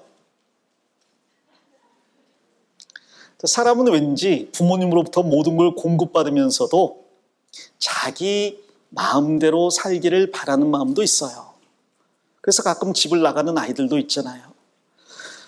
사람은 참 이상하게 하나님으로부터 모든 것을 공급받지만 하나님을 떠나고 싶은 마음이 있습니다. 자기가 스스로 주인이 되고 싶은 마음이 있어요. 그런데 문제는 하나님을 떠나고 싶어도 만일 하나님이 계시지 않다면 우리가 보는 모든 것은 어떻게 존재하게 된 것이냐, 이 질문에 대한 답을 할 수가 없었어요. 하늘의 해는 어떻게 존재하게 되었고 달과 별은 어떻게 존재하게 되었느냐. 존재하는 모든 것은 시작이 있게 마련인데 이 모든 것이 어떻게 시작되었느냐. 결론은 절대자가 만들었다라는 대답밖에 없잖아요. 자, 그런데 1800년대에 과학이 발달하면서 하나님 없이 모든 것이 저절로 생겨날 수 있다라는 이론이 나오기 시작했습니다. 그리고 사람들은 그것을 과학으로서라기보다 종교로서 성경 대신 받아들이게 되었어요. 만일 하나님이 안 계시고 이 모든 게 저절로 존재할 수 있다면 우리가 하나님을 떠날 수 있고 하나님을 섬길 필요도 없으며 죽고 난 다음에 심판과 천국 지옥도 없을 테니 이 세상을 마음대로 살 수 있지 않겠느냐. 죽음 이후의 심판에 대한 걱정에서 벗어나서 인생을 누려할 수 있지 않겠느냐. 그래서 사람들이 그 진화론을 급격하게 받아들이게 됩니다. 그런데 조금만 생각해 보면 진화는 사실이 될 수 없어요. 이 화면을 좀 보겠습니다. 하나님께서는 6일 동안 천지 만물을 창조하셨다고 하십니다. 그리고 그것을 전부 말씀으로 만드셨대요. 첫째 날 빛을 만드시고 빛과 어둠을 나누셨다고 합니다. 사람들은 이야기하더라고요. 하나님께서 해와 달과 별을 넷째 날 만드셨는데 어떻게 첫째 날부터 빛이 있을 수 있습니까? 그런 질문을 합니다. 여러분, 성경을 사람이 지어냈다면 이렇게 지어내지 않을 거예요. 태양을 만들고 빛을 만들었다고 하시겠죠. 자, 우리 시대 때 알게 된 게 빛이라는 것은 광자가 있어야 광선이 생기고 광선이 있어야 발광체가 의미를 갖게 된다는 것. 무슨 말인지 알겠어요? 전자 알죠? 전기 알죠? 자, 전자는 알갱이라고 한다면 그 알갱이가 흐르는 걸 전기라고 합니다. 그리고 전기가 있을 때 발전기라는 게 정의가 되고 존재할 수 있는 거예요. 전기를 만들어낸 걸 발전기라고 하잖아요. 전기가 뭔지를 모르는데 발전기라는 말을 애초에 붙일 수가 없습니다. 그리고 전기라는 건 전자가 없으면 존재할 수 없는 거예요. 빛이라는 것은 놀랍게도 파장인 줄 알았더니 알갱이의 성질을 가지고 있습니다. 그래서 알갱이라는 뜻에서 광자라고 합니다. 광자가 흐르는 것을 광선이라고 해요. 그리고 광선이 나올 수 있게 해주는 것을 발광체라고 합니다. 이게 아니고요. 빛을 만들어내는 물체라는 뜻이죠. 첫째 날 빛이 존재했고요. 하나님께서는 넷째 날 해와 달과 별에게 그 빛을 뿜어내는 일을 맡기셨어요. 하나님이 첫째 날 빛을 만드시고 둘째 날 지구가 물속에 들어있었는데 이 물을 분리하셔서 하늘 위에 물층을 만드시고 땅에 물이 여전히 덮여있는 상태입니다. 그 하늘 위의 물층과 물에 덮인 땅 사이에 대기권을 만드셨습니다. 그래서 사람이 숨쉬고 살 수 있는 이 대기권이 존재하게 됐습니다. 참고로 달이나 금성, 화성, 목성, 토성, 천왕성에서 명왕성 어디를 가도 지구와 같은 대기권은 없습니다. 그건 저절로 생기는 게 아니라 하나님이 의도적으로 만드셔야 되는 거예요. 자, 셋째 날 하나님께서는 그 물 가운데서 육지가 드러나게 하시고 육지에 각종 심했는 채소나 과일이나 식물을 만들어내셨습니다. 그리고 넷째 날 해와 달과 별을 만드셨고 그 해와 달과 별로 인해서 징조, 사인이에요. 하늘의 해와 달과 별을 보면서 무슨 징조를 알게 하셨습니다. 그리고 사계절을 알게 됐어요. 여러분, 사계절은 해가 없으면 존재할 수 없습니다. 봄, 여름, 가을, 겨울은 지구와 태양의 공전, 자전을 통해서 생겨나잖아요. 징조, 사시, 일자, 이 낮과 밤도 지구의 자전으로 생겨나는 거잖아요. 그리고 연한, 1년이라는 게 뭐예요? 지구가 태양을 한 바퀴 도는데 걸리는 시간이 365일 5시간 48분 47초, 1초도 틀리지 않습니다. 그걸 1년으로 하나님이 정의하셨어요. 일자, 지구가 자전하는데 23시간 56분 4.09초, 1초도 틀리지 않게 정의를 해 놓으셨습니다. 한 달, 달이 지구를 도는 시간이죠. 27.5일로 하나님이 정해 놓으셨어요. 그러므로 해와 달과 별이 없다면 사계절도 존재하지 않고 하루, 한 달, 1년의 개념도 존재하지 않습니다. 이것을 사람들은 요즘 알았죠. 자, 그리고 놀라운 게 뭐냐면, 그럼 하루, 한 달, 1년의 개념이 그렇게 생겨났다고 할 때 일주일은 어디서 생겨났을까요? 일주일은 7일로 규정이 되어 있는데 누가 왜 7일로 규정을 했을까요? 일주일은 무슨 날이에요? 하나님께서 6일간 천지를 창조하고 7일째 쉬셨습니다. 그것을 기념하는 게 일주일이에요. 하나님은 다섯째 날 하늘 위를 나는 새와 바다를 헤엄치는 물고기를 만드셨습니다. 모든 물고기, 생명체들을 하나님께서 종류대로 만드셨어요. 여섯째 날 짐승과 마지막으로 하나님의 영상대로 지음받은 사람을 만드셨습니다.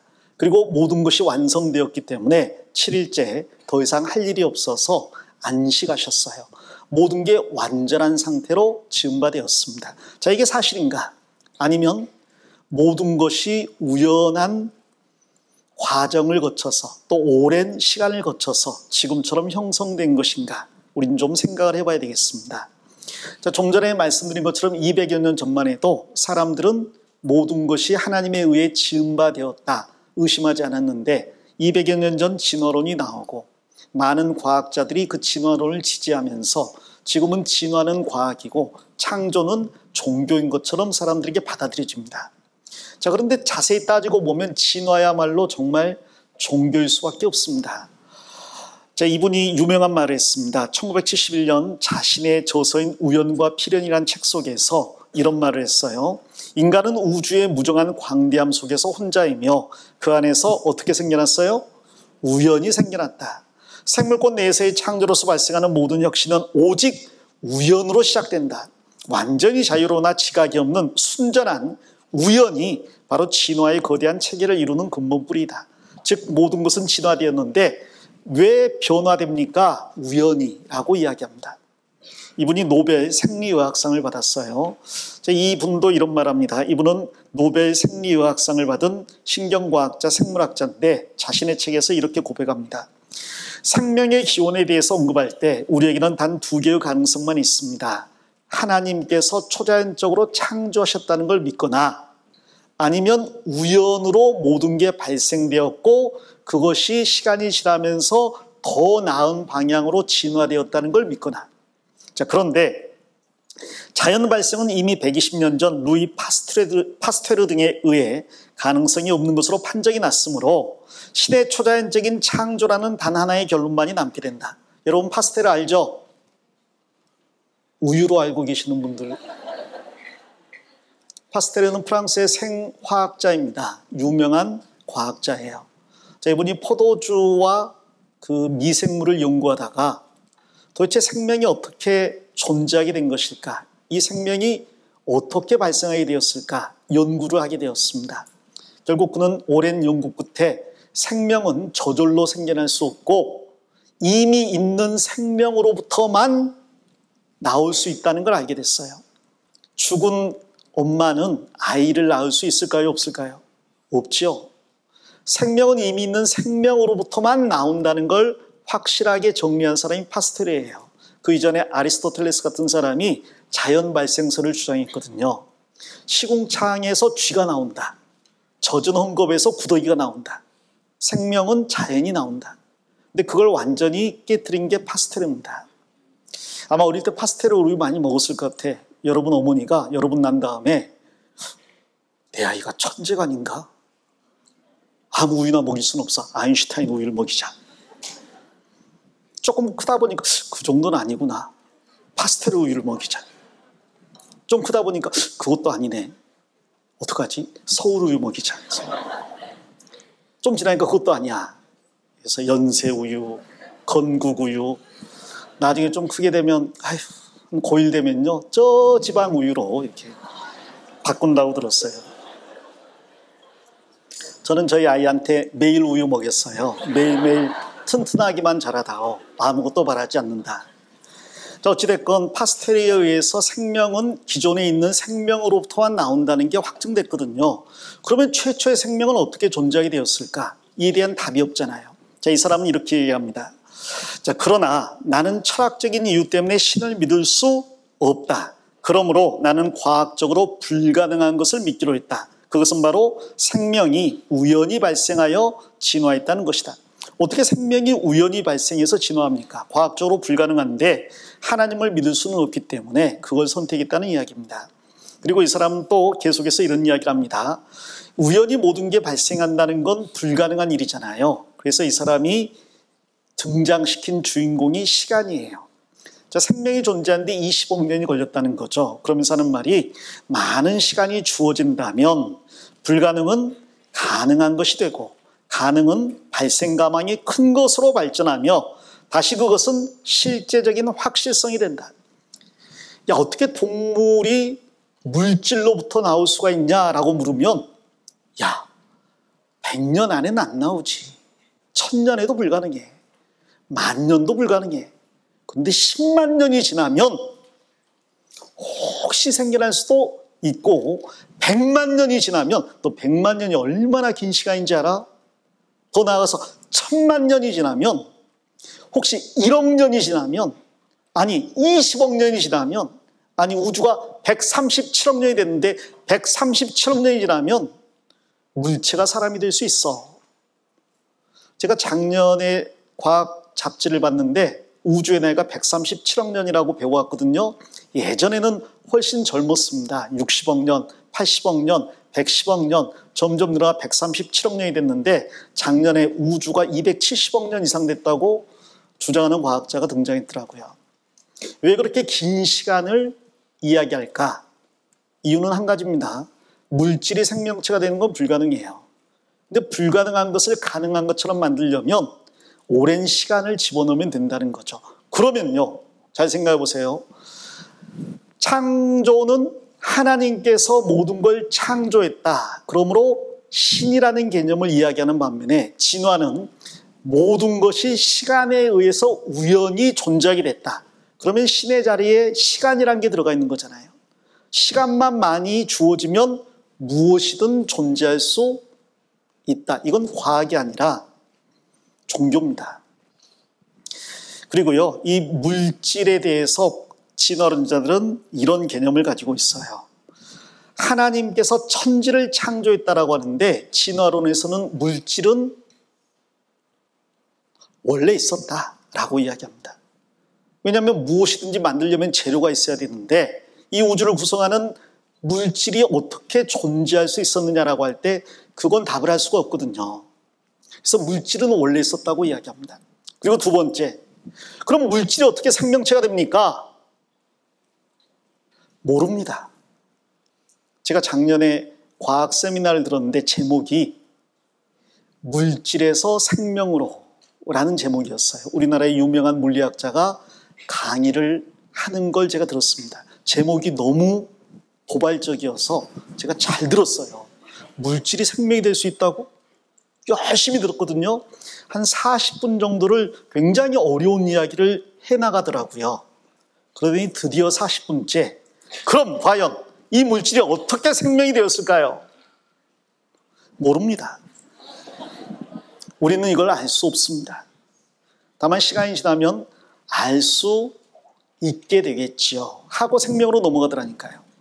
여러분, 물체가 생명체가 될 수 있는 가능성은 없습니다. 이 탁자가 몇 년 지나면 사람 될 것 같아요. 그런 일은 없어요. 그리고 세 번째로, 그럼 동물과 사람은 왜 이렇게 다를까요? 진화를 믿는 사람들은 인간은 고등동물에 불과하다고 이야기합니다. 인간도 동물인데 유인원, 침팬지, 원숭이와 다를 바가 없는 유인원 중에 하나인데 고등동물일 뿐이라고 이야기하는 거죠. 그래서 모든 동물과 인간은 동등한 위치에 있다고 이야기합니다. 그러니 돼지고기 먹으면 안 돼. 소고기 먹어도 안 돼. 나는 그래서 비건, 식물만 먹을 거야. 자, 그런데 생명이라는 게 어떤 건지 진화론대로 이야기하면 애매해집니다. 왜냐하면 동물이건 식물이건 조상은 같다고 진화론자는 이야기하거든요. 그럼 비건도 안 되지. 콩은 왜 먹어? 그것도 우리 조상인데. 쌀은 왜 먹어? 자, 성경은 동물과 인간은 완전히 다르다고 이야기합니다. 이 진화론이 절대로 대답할 수 없는 세 가지. 물질은 어떻게 존재하게 되는가? 그냥 있었다. 동물과 인간은 어떻게 다른가? 똑같다. 생명이 어떻게 탄생하게 되었는가? 모른다. 자, 성경은 이걸 정확하게 대답하고 있어요. 좀 전에 제가 성경에 창조라는 말이 창세기 1장에 3번 나온다 그랬죠. 그게 물질 창조할 때 한 번 나오고요, 생명 창조할 때 한 번 나오고, 인간 창조할 때 한 번 나옵니다. 나머지는 전부 만드시니라 해요. 태초에 하나님이 천지를 창조하시니라. 물질을 하나님이 창조하셨어요. 원래 있었던 게 아닙니다. 없었는데 하나님이 만드셨어요. 자, 그 다음부터는 만드시고 계속 나갑니다. 해와 달과 별도 하나님이 창조하시고가 아니라 만드시고예요. 근데 다섯째 날 되니까 하나님께서 물고기와 새를 창조하셨다고 합니다. 그 전까지는 모두 물질이었는데, 식물도 물질이라고 이야기합니다. 모두 물질이었는데 새와 물고기를 만들 때 창조라는 단어가 나와요. 이 새, 물고기는 물질과는 완전히 다른 무언가가 있는 겁니다. 그것을 혼이라고 이야기하죠. 그리고 다섯째 날 새와 물고기를 창조하신 하나님이 여섯째 날 동물을 만드시니라고 했어요. 왜? 이미 다섯째 날 새와 물고기를 창조하셨기 때문에 그걸 변형시키면 육지동물이 되거든요. 그런데 여섯째 날 인간은 창조하셨다고 이야기합니다. 인간은 창조하셨어요. 즉 동물과 완전히 다른 영이 있다고 이야기해요. 하나님을 닮은 영이 있습니다. 하나님이 자기 형상, 곧 하나님의 형상대로 사람을 창조하시되 남자와 여자를 창조하시고, 그래서 성경은 물질, 생명, 인간은 없었는데 하나님이 특별하게 창조하신 것이다 라고 이야기해요. 나머지는 변형인 거죠. 오직 성경만이 이 모든 것의 기원을 정확히 말할 수 있습니다. 그리고 이 모든 것이 저절로 될 수 없음은 상식선에서도 분명히 알 수 있는 거예요. 히브리서 3장 4절 같이 읽어보겠습니다. 집마다 지은 이가 있으니 만물을 지으신 이는 하나님이시라. 한 번 더 읽어볼까요? 집마다 지은 이가 있으니 만물을 지으신 이는 하나님이시라. 집은 지은 사람이 있어야 되죠. 당연한 겁니다. 마찬가지로 만물도 지으신 분이 계셔야 됩니다. 어려운 문제 내볼게요. 이 집 지은 사람이 있을까요? 없을까요? 있어요. 봤어요? 안 봤는데 어떻게 지었다고 확신해요? 학부모님이 대답하신 거죠. 여러분은 저절로 된 것과 누가 지은 것을 구별할 수 있습니까? 그럼 그 기준은 뭡니까? 질서가 있어요. 그러면 창의력이 떨어지는 거니까. 이미 대답을 하셨으니까. 뭘 보고 알아요? 질서. 또? 예? 뭐라고요? 자, 질서를 보거나 혹은 구조를 보거나 복잡성이나 다양성이나 디자인 같은 걸 보면, 편의성 같은 걸 보면 우리는 이것이 저절로인지 누가 계획을 가지고 만들었는지 알 수가 있습니다. 자, 저런 집은 인간이 살 목적으로 만들었기 때문에 인간이 살 수 있도록 구조를, 질서를, 그리고 복잡성과 다양성을 집어넣었습니다. 거기에 이 건축가의 디자인을 집어넣었어요. 그래서 우리는 어떤 디자인을 볼 때 패턴을 볼 수 있고, 그래서 누구의 작품인지도 분별할 수 있습니다. 화가가 그린 그림을 감별하는 사람들이 있어요. 이것은 누구의 진품이다, 가품이다. 어떻게? 그 사람만의 고유한 패턴이 있거든요. 이 집들은 우연히 지었는데 이렇게 질서를 갖게 되었을까요? 어떤 규제 가운데서 지어졌을까요? 죄송합니다. 어려운 말을 써서. 규제 가운데 지어졌어요. 시에서 관광을 위해서 이러한 외형으로 짓지 않으면 허가를 안 내줍니다. 많은 사람들이 방문하게 할 목적으로 이러한 집을 지어야 된다고 건축법으로 규제를 해놨습니다. 자, 이제 어려운 문제, 고차원적으로 난이도를 높여보겠습니다. 여기 모래성이 있는데 이 모래성은 지은 사람이 있을까요? 아니면 파도가 하루에 수만 번 치는데 1년이면 365 곱하기 수만, 그리고 10년이면 3650 곱하기 수만이 되겠죠. 지구가 존재하게 된 이래 저 해변에는 파도가 천문학적인 횟수만큼 쳤을 겁니다. 그렇게 많은 파도가 치는 가운데 어쩌다 보니까 한 번 저런 모래성이 지어졌을까? 자, 전자예요, 후자예요? 다 잊어버렸지. 좋아. 첫 번째. 누가 지었을까요? 두 번째, 파도가 우연히 만들어냈을까요? 봐야 알아요? 안 봐도 알아요? 기준이 뭐예요? 질서, 조화, 복잡성, 구조, 다양성, 패턴 뭐 이런 것들, 디자인. 이거 사람이 지은 게 분명하죠? 안 봐도 알죠? 그만큼 구조가, 질서가 부여되어 있습니다. 조금 더 어려운 문제. 사막을 지나가고 있는데 세 사람이 모래폭풍을 만났어요. 그 폭풍이 엄청 컸는데 지나가고 나니까 앞에 피라미드가 보이는 거야. 한 사람이 이야기합니다. 폭풍이 거세게 치더니 저런 구조물을 만들어냈네 그려. 라고 이야기합니다. 한 친구가 이야기합니다. 여보게, 폭풍이 아무리 세도 저런 구조물을 만들겠는가? 누군가가 지었겠지. 먼저 사람이 이야기합니다. 여보게, 여기는 사막이고 아무도 살지 않는데 누가 저걸 지었다는 말인가? 인간의 힘으로 저런 걸 지을 수는 없고 저건 대자연의 힘으로 지어진 자연의 미스터리야, 신비야. 아니, 그럴 리가 있나? 사람이 지었겠지. 아무도 없는데 왜 자꾸 사람 타령하는가? 지금은 없지만 과거에는 있었겠지. 누가 맞을 것 같아요? 누가 지었을까요? 저절로일까요? 어휴, 똑똑해요.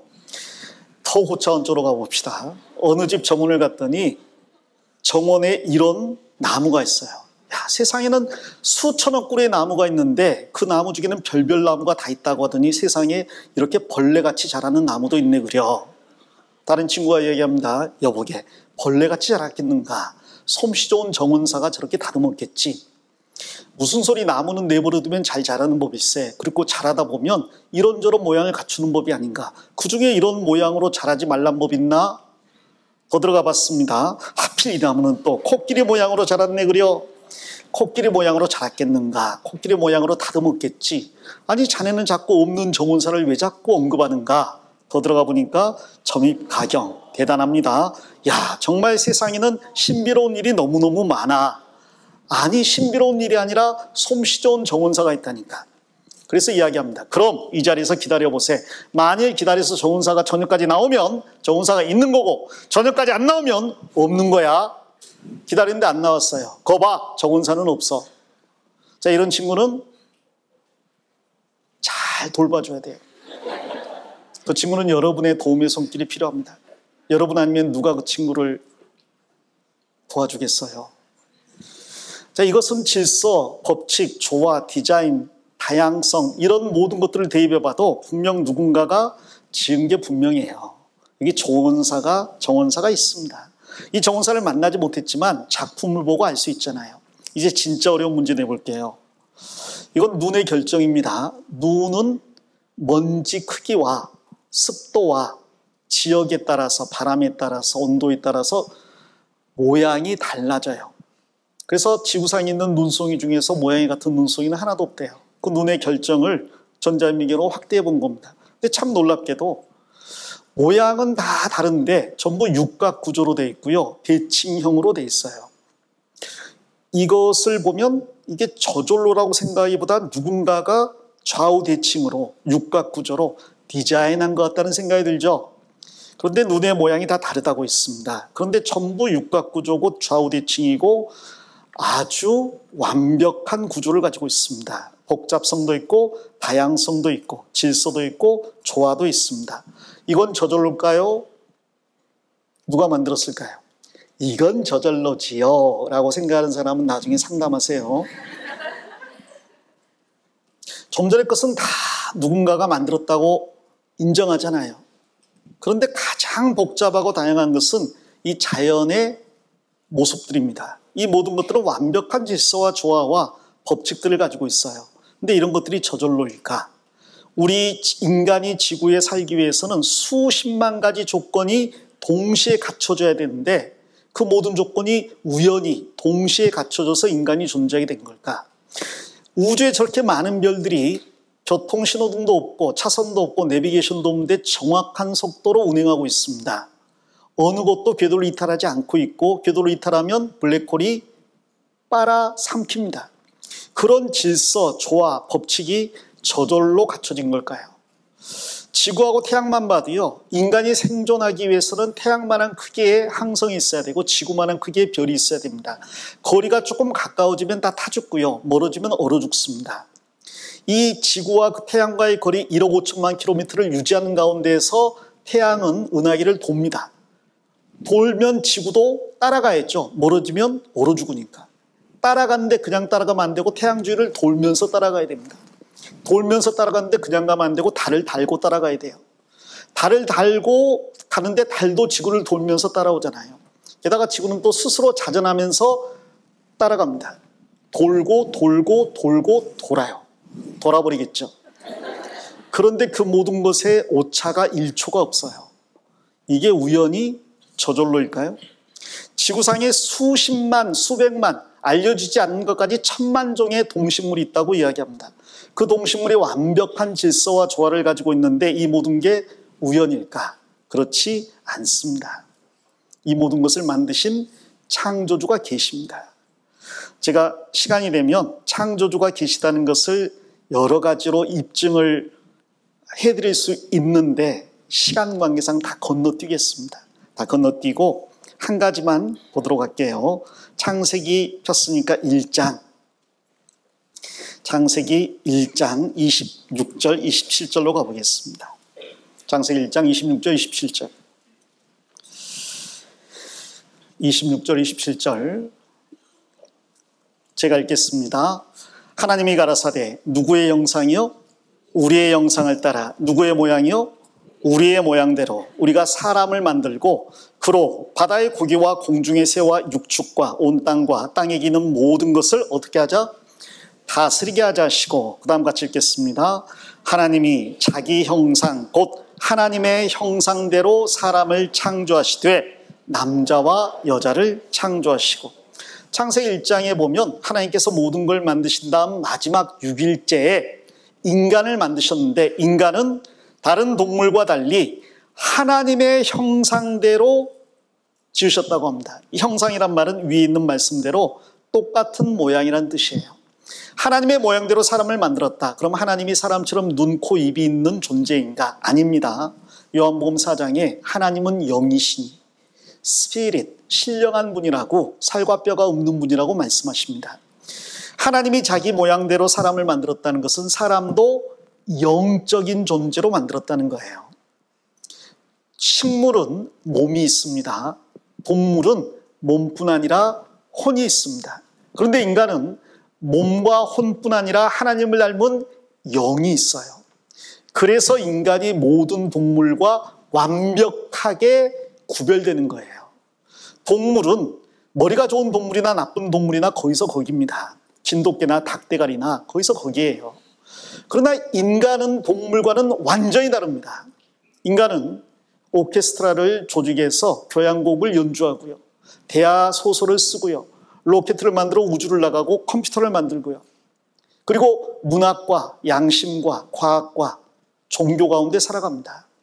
왜 인간이 이렇게 특별할까? 하나님께서 하나님의 모습대로 만들었어요. 이 창세기 2장 7절 보면 하나님께서 하나님의 형상대로 영인 인간을 만든 다음에 그 영이 살 수 있도록 육체를 흙으로 만드셨다고 이야기합니다. 그런데 정말로 인간의 육체가 흙이라는 사실이 200년 전에 드러났어요. 사람들이, 과학자가 알아낸 건 200년 전이었는데 성경 창세기는 3,500년 전에 기록된 겁니다. 3,500년 전 어떻게 알고 인간의 육체가 흙이라고 말할 수 있었을까요? 그리고 창세기 2장 20절에는 하나님께서 먼저 남자를 만드신 다음에 남자를 돕는 배필로 삼으시려고 남자를 깊이 잠들게 한 다음 갈비와 살로 여자를 만들어내셔서 그 남녀가 결혼해 가정을 꾸리게 했다고 합니다. 근데 이 말씀대로 하나님이 아담을 깊이 잠들게 해서 갈빗대를 빼냈는데도 깨지 않았다. 이 말에 착안해서 놀라운 발명을 한 사람이 있어요. 영국의 의사가 19세기 당시에는 마취제가 없었기 때문에 사람들이 수술할 때 그냥 잘라냈거든요. 그냥 아이를 끄집어낼 때 배를 갈라내고 부패한 부위를 칼로, 톱으로 그냥 도려냈습니다. 그러니 얼마나 고통스러웠겠어요. 그때 당시 사람들은 수술 받느니 차라리 죽겠다고 하는 경우가 많았습니다. 그런데 29살의 젊은 산부인과 의사 심슨이 하나님께서 아담을 갈빗대를 꺼냈는데도 깨지 않았다.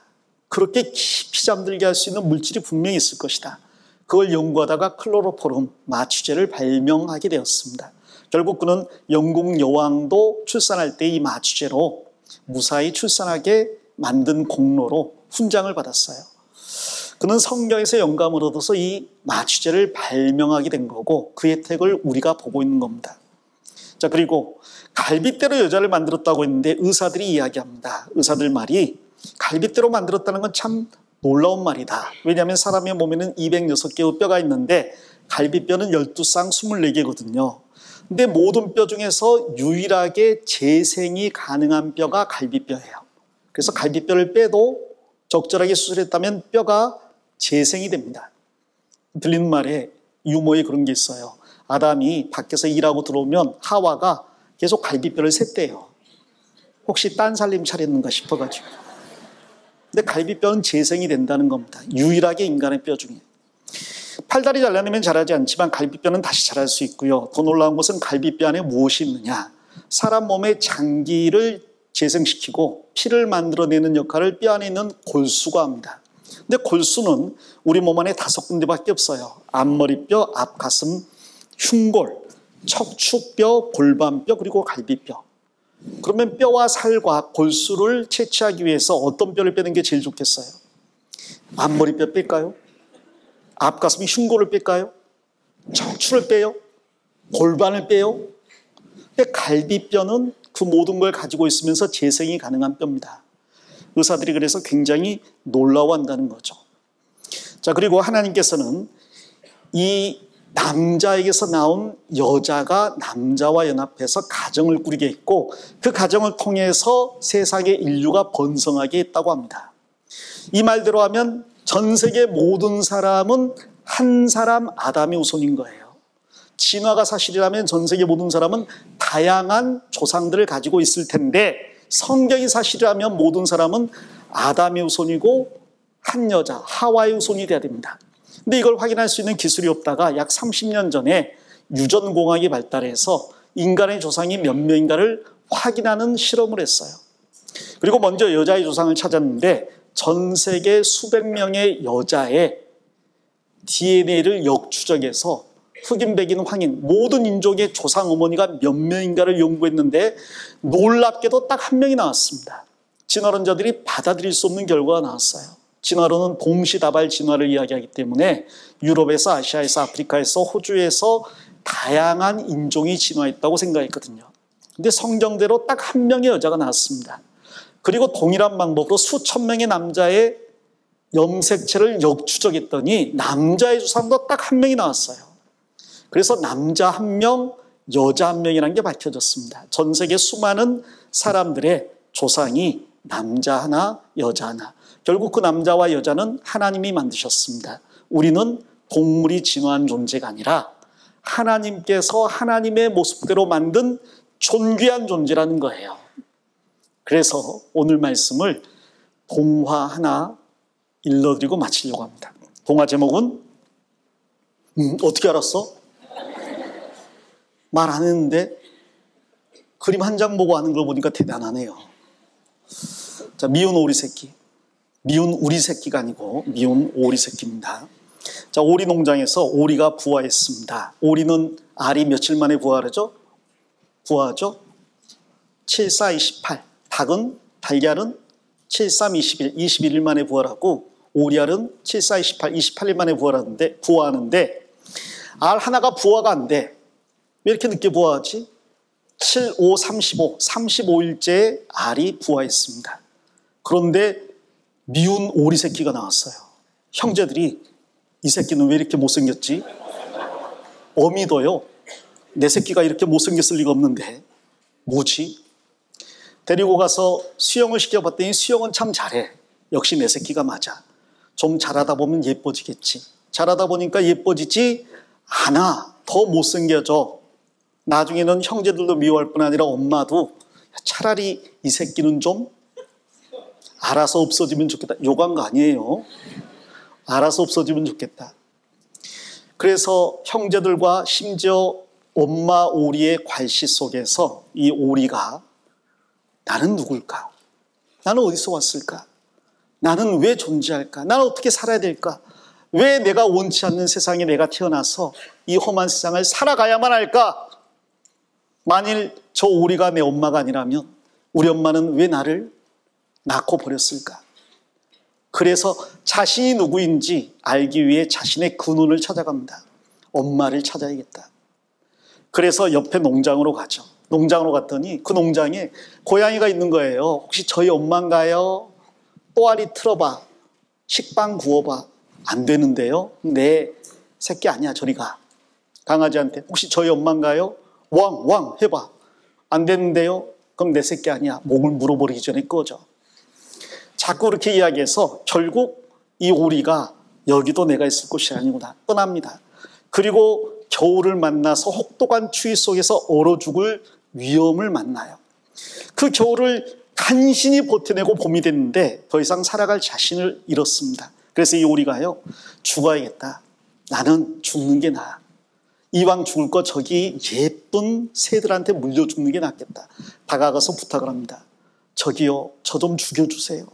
하고 목을 내밀었는데 호수에 비친 모습이 앞에 있는 새들하고 똑같네. 앞에 있는 새들이 누구야? 백조들이었어요. 그 백조들이 이야기합니다. 내가 바로 우리 엄마가 잃어버렸다는 그 알에서 난 새끼구나. 지금까지 어디가 있었어? 엄마 너 얼마나 찾았는데 빨리 가보자. 엄마한테 가자. 어떻게 가는데? 날아가야지. 나는 게 뭐야? 네 옆에 날개 있잖아. 이거 고추장스럽기만 했는데 이거 이렇게 저어봐. 저었더니 몸이 떠요. 한 번도 하늘을 날 거라고 생각 안 해봤는데 하늘을 납니다. 하늘을 날아서 쭉 올라가는데요. 저 밑에 오리 농장도 있고요. 나를 괴롭혔던 오리 새끼들도 있고요. 저기 고양이도 있고요. 저기 송아지도 있고요. 주인도 있고요. 내가 이런 삶을 살 거라고 꿈에도 생각하지 않았어. 나는 오리 새끼가 아니라 뭐였어요? 백조였습니다. 자, 이 작품을 쓴 사람의 이름은 한스 크리스찬 안데르센. 크리스찬이 미들네임이에요. 안데르센이 너무 못생겨서 평생을 결혼도 못하고 살았습니다. 형제들과 모든 사람들이 다 자기를 싫어하고 미워했습니다. 한 번도 인생에서 만족감을 느껴보지를 못했습니다. 나는 왜 태어났을까? 나는 누굴까? 나는 왜 이 세상을 살아가야 될까? 나는 어디서 왔을까? 어머니가 이야기합니다. 얘야, 너의 외모는 그닥 예쁘지 않지만 그러나 너의 목숨보다 더 사랑하는 분이 계시다. 바로 예수 그리스도고 너는 그리스도의 형상대로 지음받은 존귀한 존재다. 언젠가 주님께서 너를 가장 아름다운 백조의 모습으로 바꿔주실 것이다. 그 말에 힘을 얻어서 나중에 자기 경험을 옮긴 미운 오리 새끼를 만든 겁니다. 여러분은 오리 새끼가 아니에요. 여러분은 백조입니다. 우리 이 땅에 살지만 사실은 영원한 천국에서 천사들의 섬김을 받으며 영생할 목적으로 지음바 되었어요. 그리고 그렇게 되어야 합니다. 그 열쇠가 예수님이에요. 이번 한 주일 동안 말씀을 듣는 가운데 예수님을 만나서 영생을 얻는 귀중한 시간을 얻기 바랍니다. 기도하겠습니다. 주님 감사합니다. 오늘부터 한 주일간 성경을 공부할 수 있는 놀라운 기회를 주심에 감사드립니다. 성경을 통해서 살아계신 참 하나님과 그 보내신 예수 그리스도를 알므로 영생을 얻을 수 있도록 축복해 주시옵소서. 끝까지 발걸음 붙들어 주시옵소서. 돌아가는 길 안전하게 지켜주시기 원하며 우리를 사랑하시는 예수님 이름으로 기도합니다. 아멘.